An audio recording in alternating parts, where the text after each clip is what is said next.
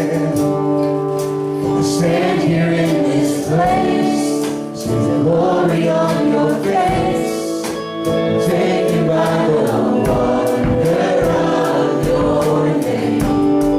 We're desperate for your touch, never needed it so much, 'cause all I want is you. Sing as you say, all I want is you.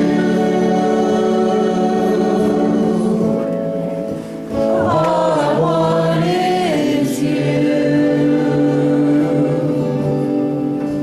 All I want is you. All I want is you. 'Cause I stand here in this place, see the glory on your face, I'm taken by the wonder of your name. Lord, I'm desperate for your touch, never needed it so much, where all I want is you. Lord, all we want is you, oh Lord. Can you give the Lord a shout of praise? Sing up your voice on him, Lord, we love you. Lord, we desire you. When I think about the Lord, how he saved me, and how he raised me, and how he filled me with the Holy Ghost, how he healed me to the uttermost. When I think about the Lord, how he picked me up and turned me around, how he placed my feet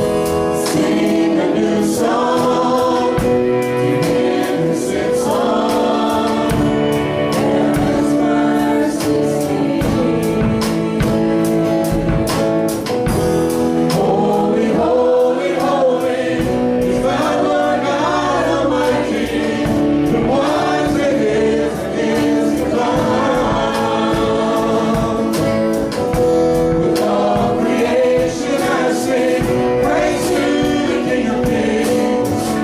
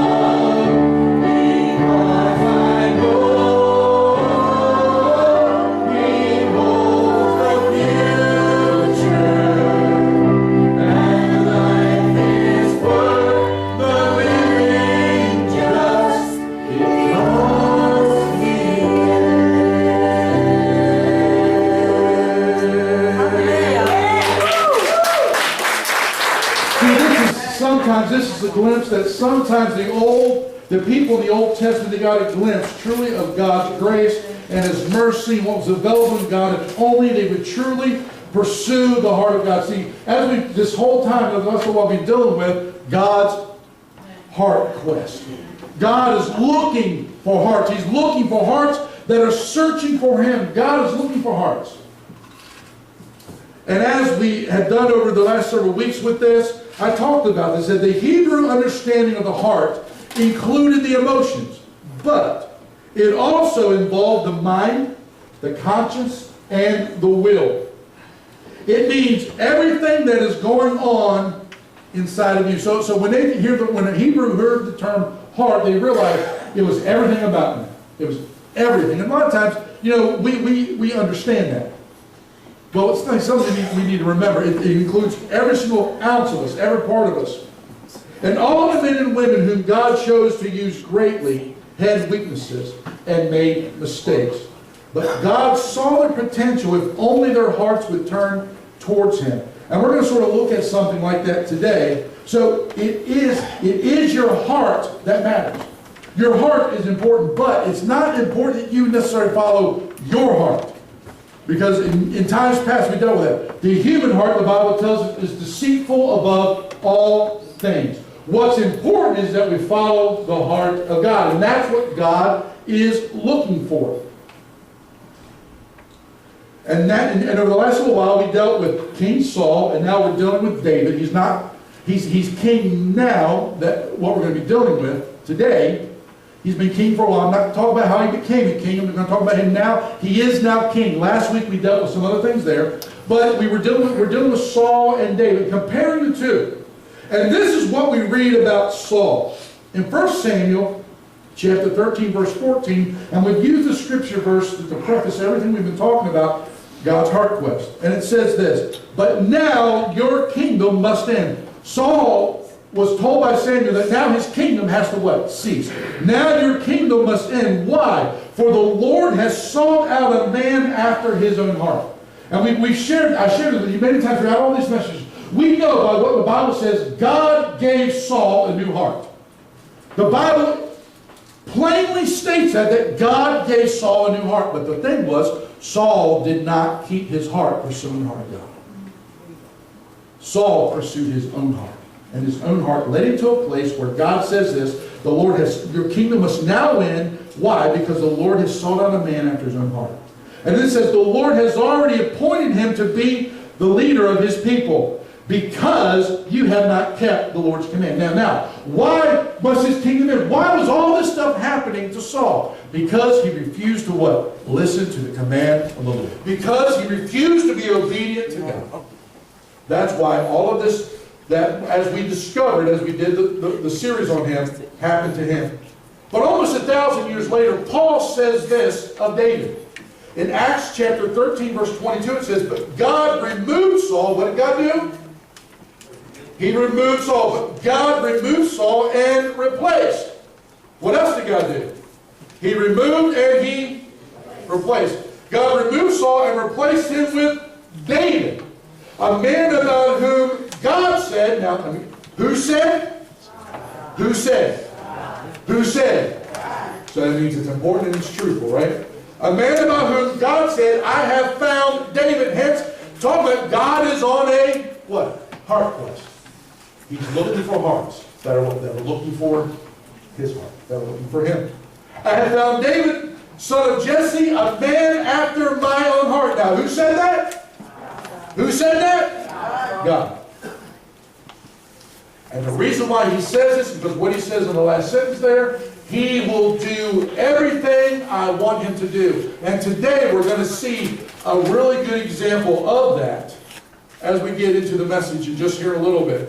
But again, how important is your heart in serving God? Jeremiah 29:13. You notice I had Jeremiah 29:11 up there, but I'm not using that today.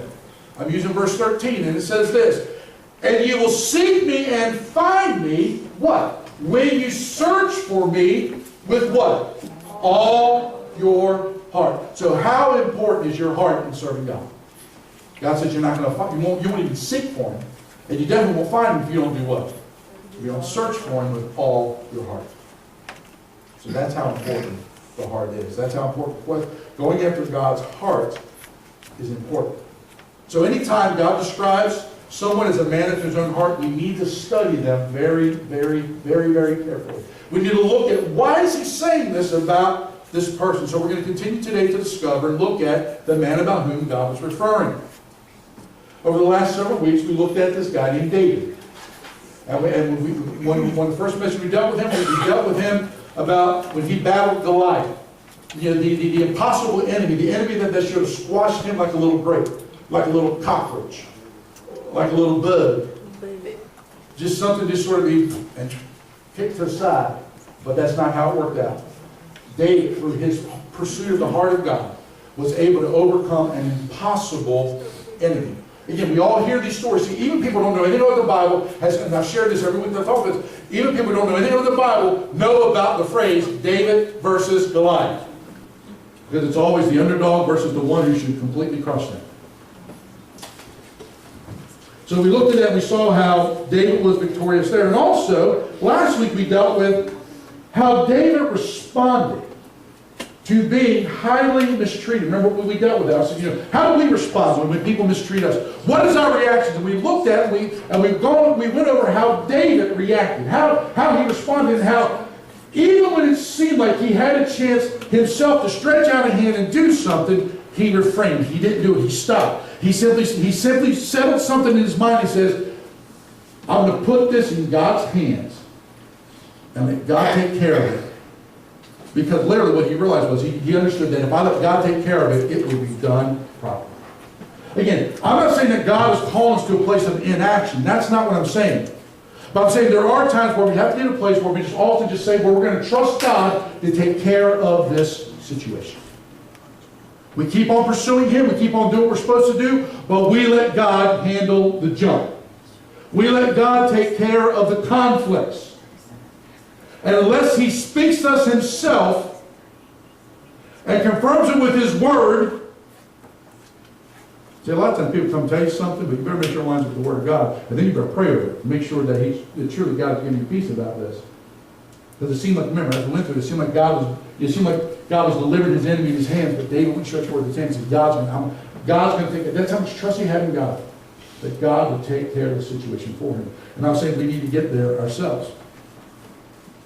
Well, but today we're going to continue to look at David's heart process. So we see how his great faith in defeating Goliath, and also his great faith in God in just resisting to retaliate against Saul. Because Saul did cause a lot of havoc and problem. Again, remember, he was trying to kill David. Because for one simple reason. What was it? He was jealous of David. People may be jealous and they may try to destroy you. But I just want to encourage you, keep your eyes upon the Lord. Again, you can listen to last week's message. I don't want to rehash that too much. But before we dive into David today, I have a couple questions I want to ask you. Bring them up there for me, Steve. Have you ever messed up really big? I mean big. I mean, have you ever really messed up? Again, sometimes, have you ever really messed up? Really big. I mean big.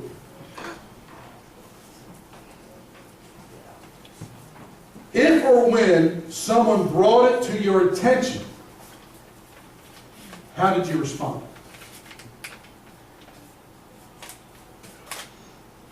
What was your reaction to them? How did you treat that person for bringing it to your attention? Because I will tell you, it's amazing. People love throwing our mistakes up in our faces. They love to remind us of our failures. Sometimes it's rightly deserved. Sometimes it's not. But what do you do in this kind of situation? What do you do when this happens? And I think all of us at one time or another have at least into our life to this point, can probably think of a time where we felt like that maybe we have messed up beyond making forgiveness. That there's no way in the world that this can be fixed. It's just...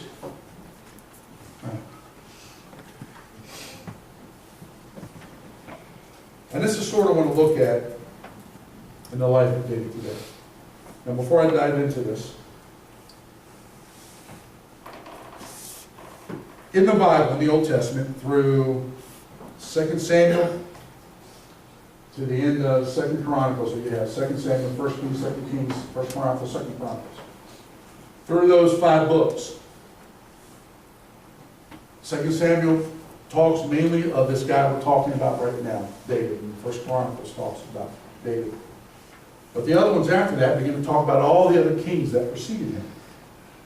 And once David died, every king that sat on either the throne of Judah or Israel or the United Kingdom, because one time they were united under Saul, David, and Solomon, they were a united kingdom. And after Solomon, they split into 2 kingdoms. But every king after David died was compared to David. David is the benchmark of what it is to be a great leader. He is the benchmark of what God compares everybody to in leading people. Because if you read any of that in the Old Testament, you will see that they did not walk in the way of their father David. They did not walk after me as my servant David did. And then every once in a while, you'd come across, well, they were a good king, and they sort of walked like David.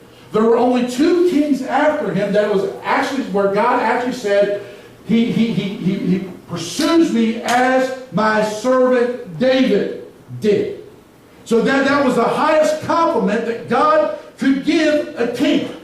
Now I'm saying that to say this, we're getting ready to get into something this morning, even though that's what God says about David, and David was the benchmark of what it was to be a great king. David was not perfect. Even though David was a man, as we read in Acts, about how when Paul talking about this, God replaced Saul, he rejected Saul, replaced him with David. He removed Saul and replaced him with David, a man about whom God said, I found David, son of Jesse, a man after my own heart. He will do everything I tell him to do. This is who, now again, who said that about David? God. And now we're going to look at something here this morning. Man, if you've been in church any amount of time, you probably know where I'm going this morning. But there's a reason why I feel really impressed we need to hit this morning in the series and talk about this. Because David truly was a great man of God. I mean, many of the psalms and the worship songs that are in Psalms come from this guy named David. He was a worshiper of God. He was a guy that, as he played music, when the evil spirit came upon King Saul, it would leave. Why? Because David he had such a heart and a worship of God, and appreciation of God, that the enemy couldn't stick around. When he got his eyes focused upon God, the enemy couldn't stick around. The enemy couldn't destroy him. As we deal with how Saul would try to pursue him, the enemy couldn't do this. As long as David kept his eyes upon him. But today we're going to look at a time when God told David through the prophet, "You're the man." Now, many times I can play with that. You're the man. You're the man. Come on, give me a high five. You're the man. You're the man. No, you're the man. No, you're the man. Yeah. As you're going to find out, that's really not how that was said.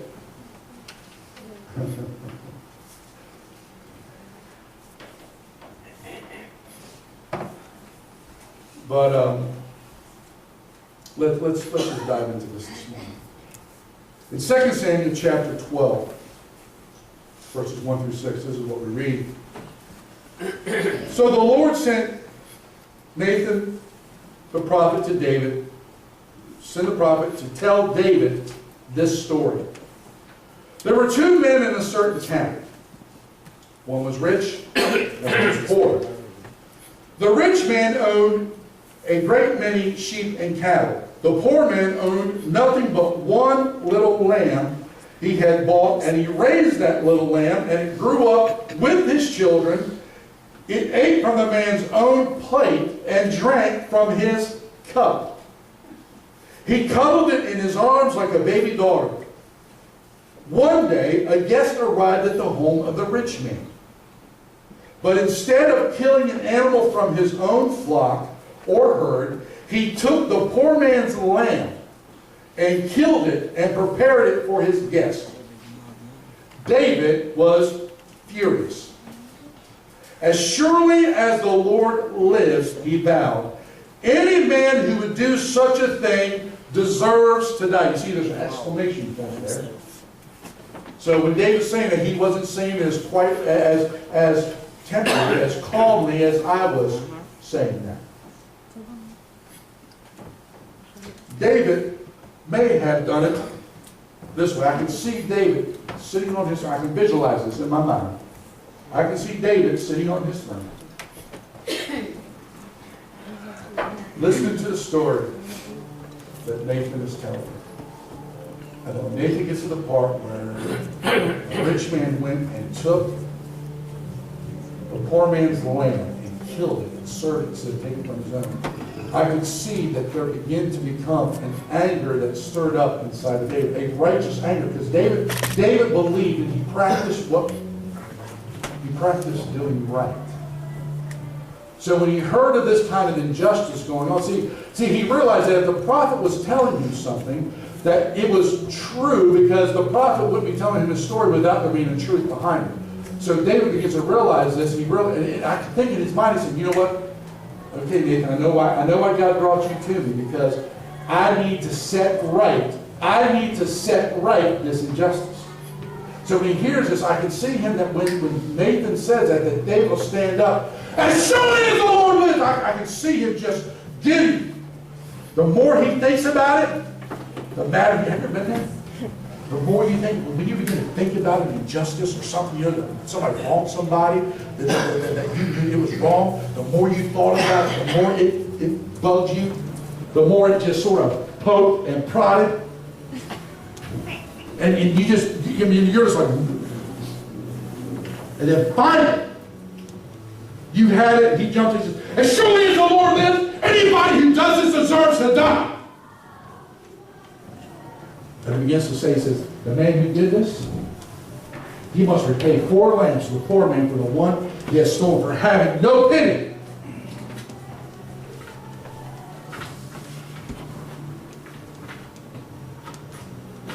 And honestly, I'm just adding this in here because the Bible doesn't tell us. So just bear with me. And I guess I could see David going, God, I'll take care of this, Lord. I know how you can handle this.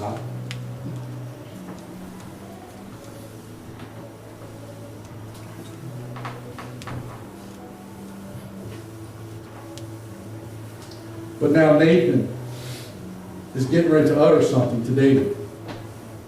Something that will put him in a very awkward and potentially very dangerous situation. First of all, let's clear a couple of things up for a second.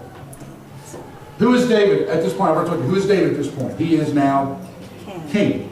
See, we in America, we really don't understand. Even we don't understand the power of a king. If we truly lived under a monarchy, if the king said, do this, you don't say, well, I don't feel like it. You know why? He has the power, if he so chooses, to snuff you out. Not only to take your life, he can take the life of your entire family, take everything your family owns. Because what? He is what? He's king. He is the supreme ruler in the land. See, we don't understand that in America. If we don't like the president, the current president, or the past president, We can sit there and tell them all we want. You know what? We think you stink. You're an idiot. You're this, you're that, blah, blah, blah, blah, blah, blah, blah, blah. And guess what? What happens? Nothing. Unless you threaten to kill him, then you may have a Secret Service knock at your door. At least checking you out for those utterances. But you know, we're used to be able to just say whatever we want. This was not the case here. David is a supreme ruler in the land. And Nathan is getting ready to tell him something that puts him in a place that David being the supreme ruler, it could have some consequences. Like I said, I already told you, David's already, he already knows retribution is, I'm going to deliver retribution on this person for doing this. And here's what we read in the first part of verse 7.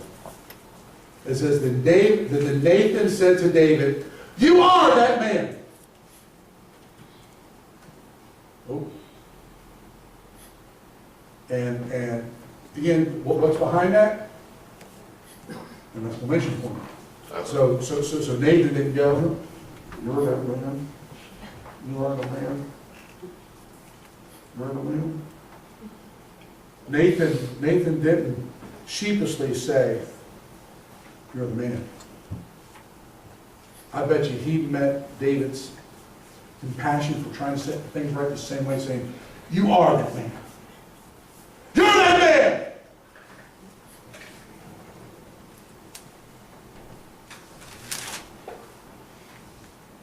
And he says, "And the Lord God of Israel says, I anointed you king of Israel, and saved you from the power of Saul." Well, did we just cover that? We heard about how God anointed him, and how God delivered him from Goliath, and how God delivered him from Saul. Remember, we dealt with that last week. How Saul was constantly chasing him, and God just constantly delivered him. Just constantly delivered David.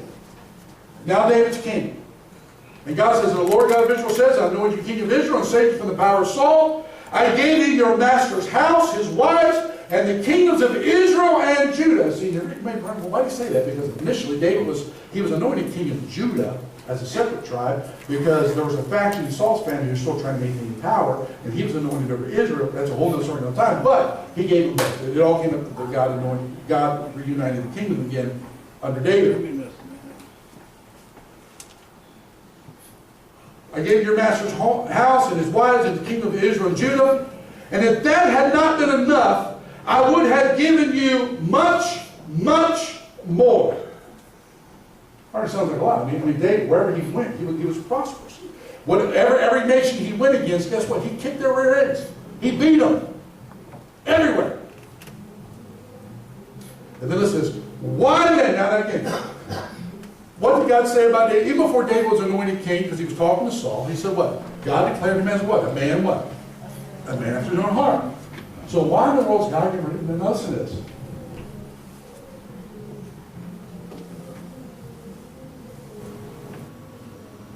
"Why then have you despised the word of the Lord and done this horrible deed?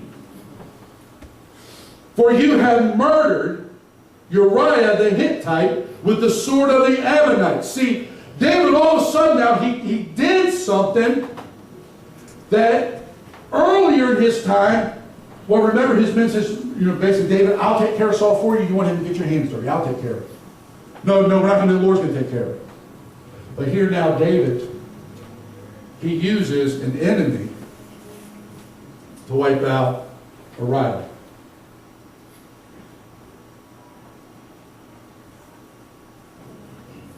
"You murdered Uriah the Hittite with the sword of the Ammonites, and what? Stole his wife.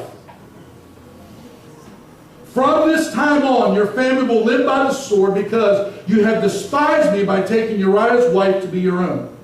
This is what the Lord says, because of what you have done, I will cause your own household to rebel against you. I will give your wives to another man before your very eyes, and he will go to bed with them in public view. You did it secretly, But I will make this happen to you openly in the sight of all of Israel. See, what happened was, David one day, instead of being where he's supposed to be, being where he's supposed to be, he decided to stay home. And he just had to go out again. And what he was doing, there wasn't anything wrong with what he was doing. But it goes to show you, if you're not where you're supposed to be, you can find yourself in trouble. The potential to get in trouble is greatly increased. So David was not where he was supposed to be. He was supposed to be out with his men at war. But he wasn't. He was home. And he walks out of his palace, and he's looking around Jerusalem, and as he's looking, all of a sudden he spots something. And again, there wasn't anything wrong with him spotting it. He saw something. It's something that caught his eye. I had a funny thought, probably catch my eye too if I saw it. What did he see? He saw this beautiful woman taking a bath on the rooftop. Which meant what? She was naked. And he saw it. The problem was, when he saw it, he didn't turn away. And he allowed that turning away lead to the thing where he called him his servant and said, go find out who that is and bring her to me. He even finds out that it's one of his servant's wife, but he has her brought to him anyway, and he has sex with her. And then he finds out later on that she is pregnant. And then he begins to go about trying to cover up all of this. Trying to cover up the pregnancy. He goes through all this mess. He brings Uriah back from the battle. He calls Uriah home and tries to have Uriah go home and sleep with his wife. Uriah wouldn't do it because Uriah says, I can't go home and enjoy the pleasures of my house and my wife when my commander is out sleeping in a tent and he can't do what I'm doing. So it goes to show you the loyalty of Uriah. And see, here's the thing. Uriah was not an Israelite. Uriah was an outsider. He was a foreigner. But yet he loved David. He loved Israel so much that he committed his life to serving David. And he would not dishonor, be disloyal to his king. And 2 times David tries this. He even tries to get him drunk and send him home together. And even in a drunken stupor, Uriah would not go home and sleep with his wife. It's amazing how people say, well, I was drunk or I was high, so that's why I didn't know, man. Because honestly, Uriah shows. What you really want to do will come out when you're drunk. I'm not going any further than that today. He's still with God. So David gives Uriah, he says, okay, Uriah says, I'm sending you back to battle tomorrow. Just come and got a message, I want you to deliver to Joab. So he writes a message, and in this message, he basically writes Uriah's death sentence in this message. He hands it to Uriah. Uriah's all the way back, see, again, he was such a loyal guy. He didn't say, I wonder what the king wrote Joab. How many of us would have looked at the letter? How many of us always want to be in the know?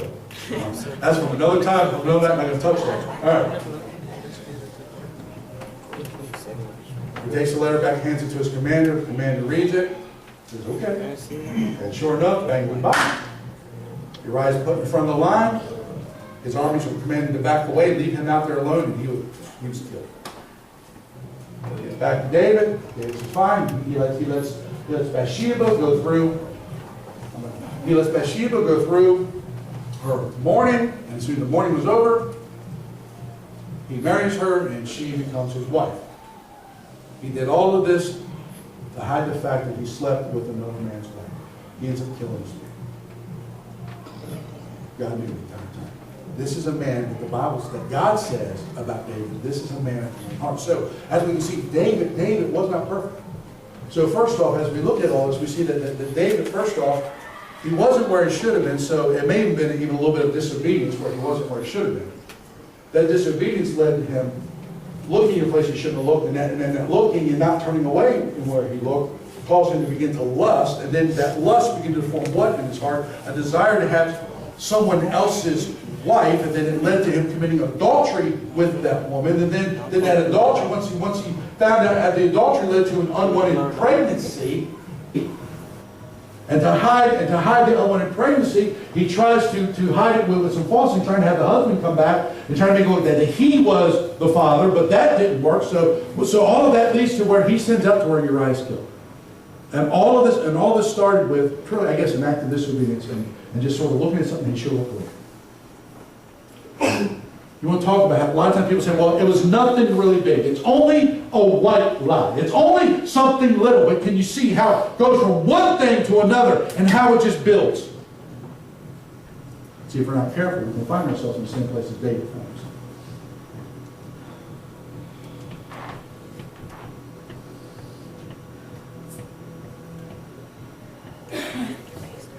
And then God, through Nathan utters judgment. I'll come back to that in a second. But what I want to focus on, again, what did God say about David?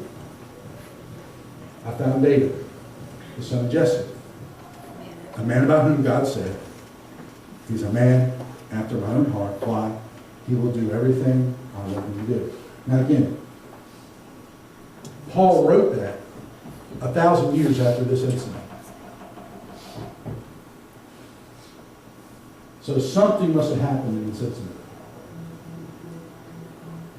Because again, remember, what is David's position at this time and what we're talking about? He is now what? He's king. He is absolute authority in the land. His word is law. His word is final. And now you have the prophet saying, you're that man. Now, what was David's response to Nathan?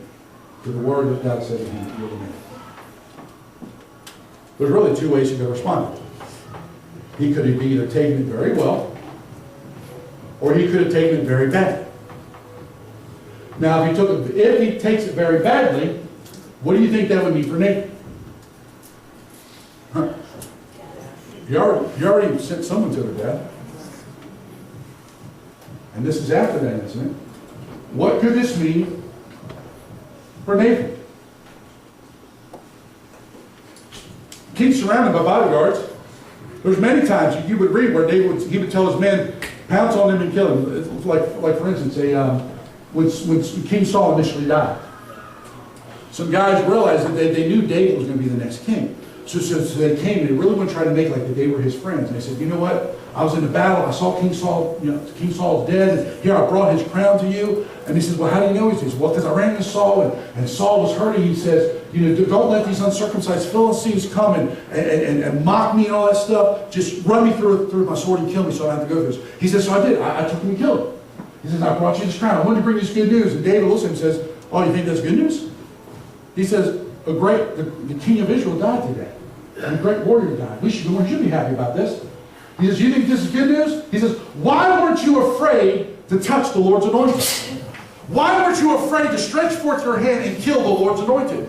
He says, your own words condemn you. He says, take him right now and kill him. His men pounced on him, and that is, boom, wipe the dude out.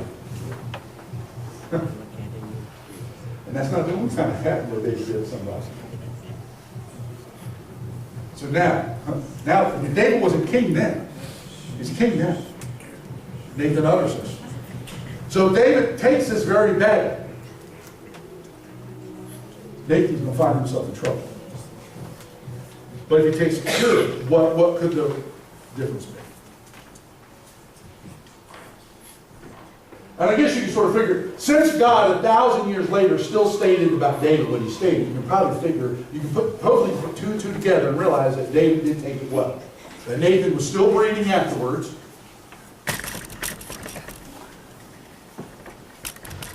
Because here's what we read in verses 13 to 14. Then David confessed to Nathan, I have sinned against the Lord. That's the biggest difference, really the biggest difference between him and Saul.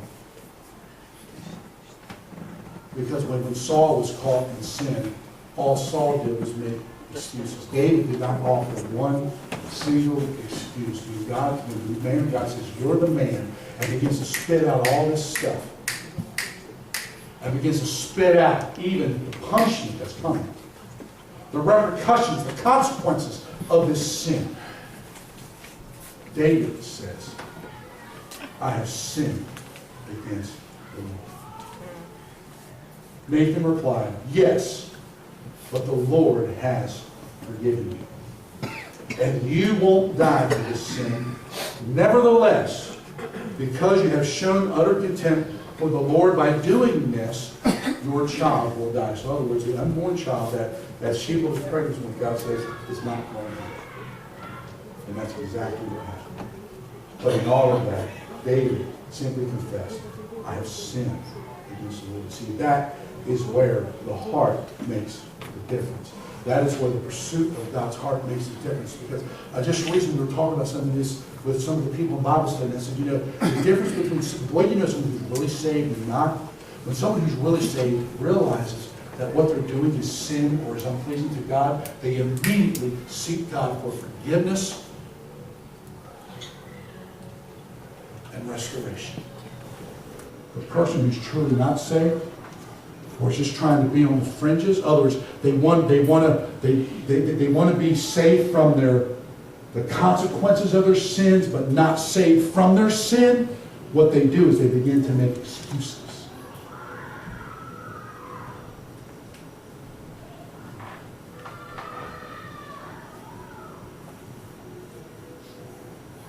And I have them here. What? No excuses? No passing the blame? No getting angry with God?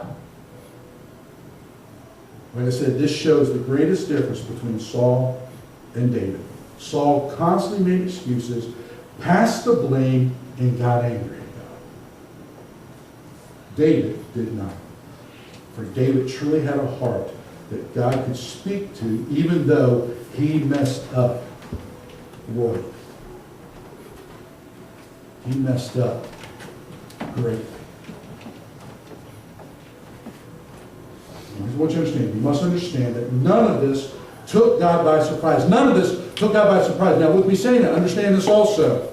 That does not mean, I'm not saying that God ordained or planned David to do what David did.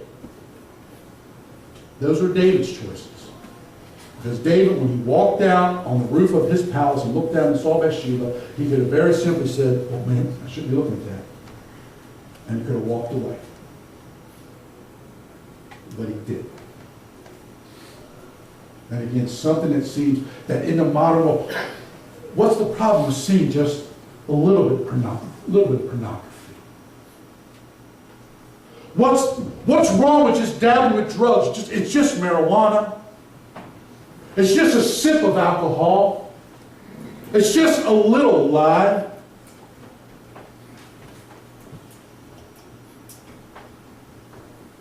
What does it really matter? David would not have found himself at the end where he was if he would have stopped the small thing in its tracks. So let me ask you this question. Was it wrong for David to see Bathsheba bathing? Yes or no? Was it wrong for David to see Bathsheba bathing? No. Yes or no? No. No. Because again, he was looking out and his eye caught it. The problem came when he didn't turn away, when he stayed there and allowed to develop something else. But I guess that some of you say he could have avoided the whole thing if he would have been where he should have been in the first place.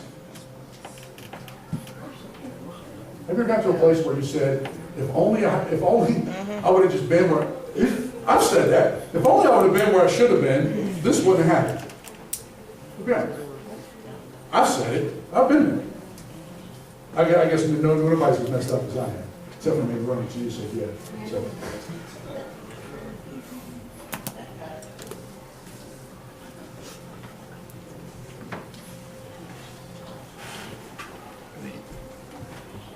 God didn't plan this. God didn't make it. But God knew that whenever he would speak to David, that David would listen. Hence why we read what we read. I need to hurry on here real quick.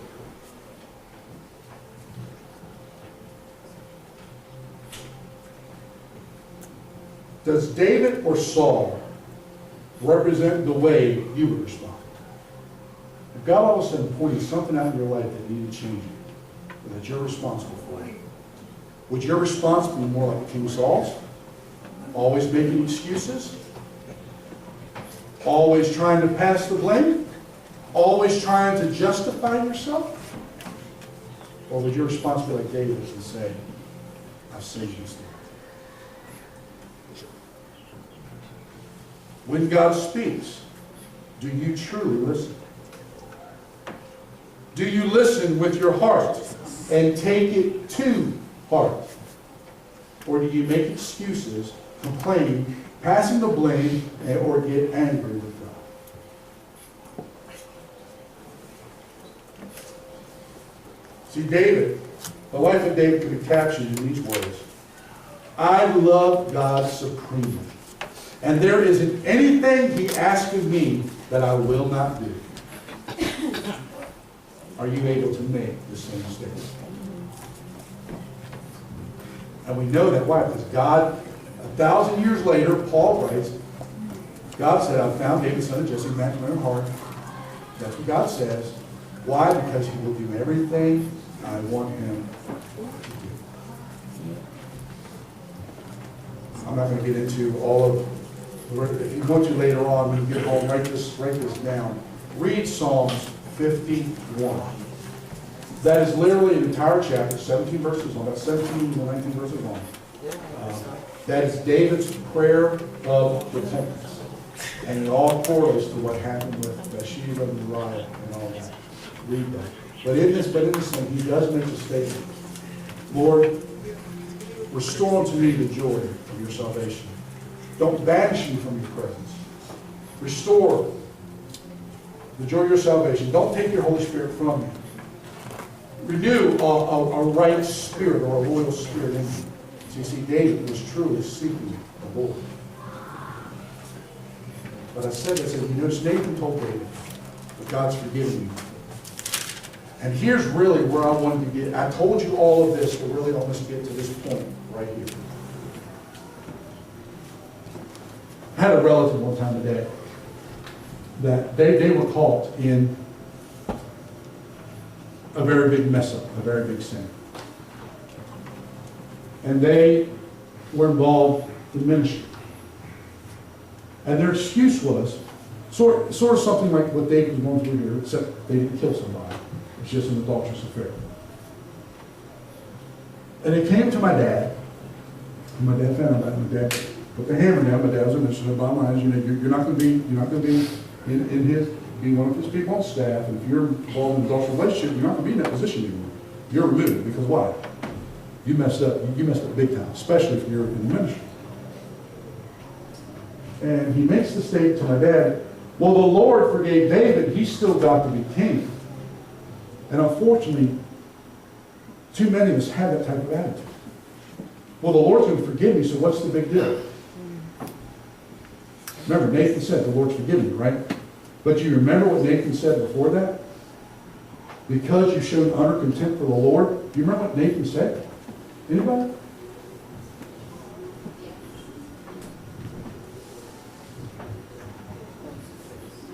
Listen. This is what the Lord says. Because you have done this, I will cause your very own household to rebel against you. In other words, what? He now has seeded rebellion in his home. He has put the seed of problems in his home. He says, now rebellion is going to be in your household. I will give your wives to another man before your very own eyes, and he will go to bed with them in public view. One of his sons rose up and literally rebelled the kingdom against David. And the few concubines that David left in Jerusalem, Absalom went in and slept with them on top of a roof under a tent in front of all of Israel. So God brought that true. But the same brothers, earlier, another son had, see again, rebellion in the household. One of David's sons all of a sudden thought he loved his one sister. See, back then, since they were half brothers and half sisters, they would let them marry. He thought he loved his sister. So he pretended he was sick and had the king send his sister to fix him food. And when she came in, he cleared everybody out and he ends up raping his sister. And it says now his love for his sister turned to, as much as he loved her, he now hated her and he threw her out. So after he rapes her, he gets rid of her. So he really wasn't love. What was it? It was lust. That girl was Absalom's sister, full sister. So several years later, Absalom has a feast, and Absalom, in this feast, he plans he's going to kill the other brother. So what does he do? He kills her. And because of that, Absalom runs. Because he knows if he killed one of the royal sons, even though himself was a royal son, even though it makes him justified, there was consequences. And so he runs to his grandfather, who's a king in another place. Eventually he comes back home, and David wouldn't see him for a while. So finally he comes before David. David says, okay, this is what you're good, but you can't really come my presence. So Absalom begins to turn the hearts of the people against David. And then Absalom starts a rebellion. And all this stuff happens. And Absalom eventually dies. He's killed by Joab, David's commander of his army.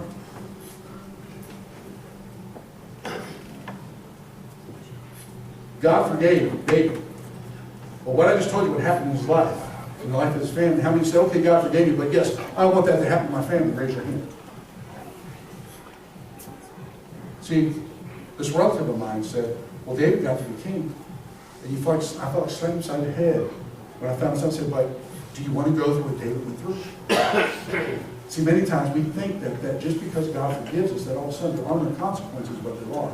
See, God will forgive you, but your sins have consequences. And these were consequences that came from David.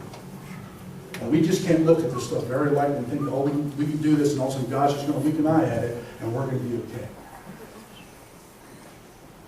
Especially when it's at a place where we know better. I don't know why exactly God had you go here today, but He had you go here for a reason. And that's why earlier when we were singing some of the songs, again, I could see myself in the life of David. Mess-ups. And how God, through His grace, and through His love and mercy, has granted me repentance and salvation.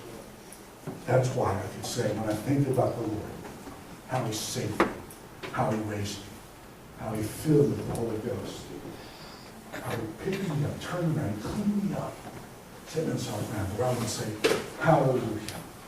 Thank you, Jesus. Because He's changed me, He's made me new. That all I want is Him.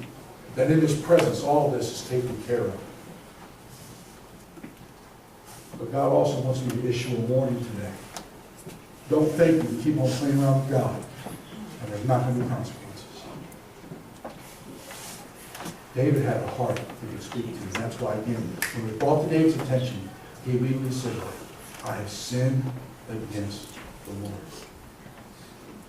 Who described you this morning? King David or King Saul? When God speaks to your heart, do you listen immediately and do what He says? Or are you often ensnared? In Isaiah chapter 55, verse 6 through 7, I'm asking musicians to come up. This is what it reads. And I believe this is where we are today in this service. Seek the Lord while you can find Him. Call on Him now while He is near. Let the wicked change their ways and banish the very thought of doing wrong. Let them turn to the Lord that He may have mercy on them. Yes, turn to our God, because listen to what it says last.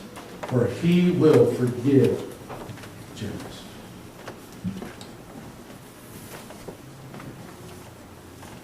I believe there's at least one person in the sound of my voice today who's finding themselves in the place of David.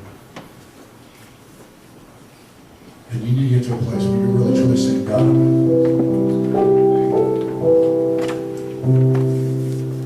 I sin against you. For some reason, He has you here today to hear this message that I declare. The question is, if you're here, I think He's trying to say that you have a heart like David. So I want to encourage you. As He's speaking, respond. Respond. And let Him come in and truly forgive you. Start you out afresh and anew.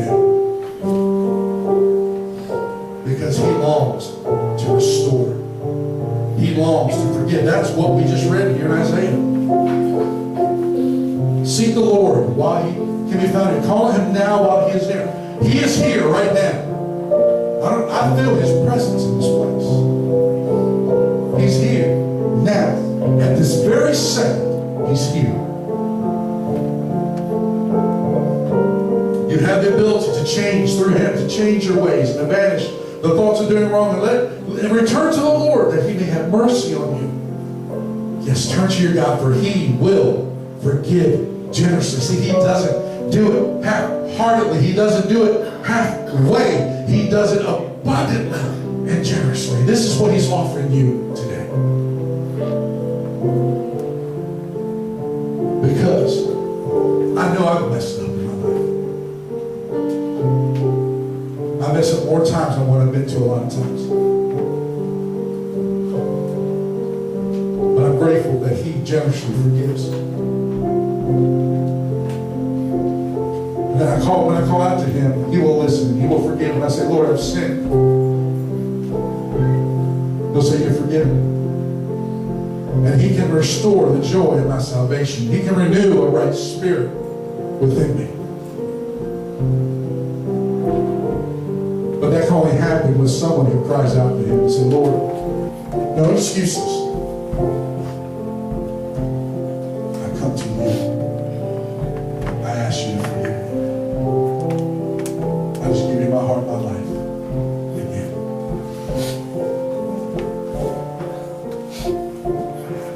Will you stand with me?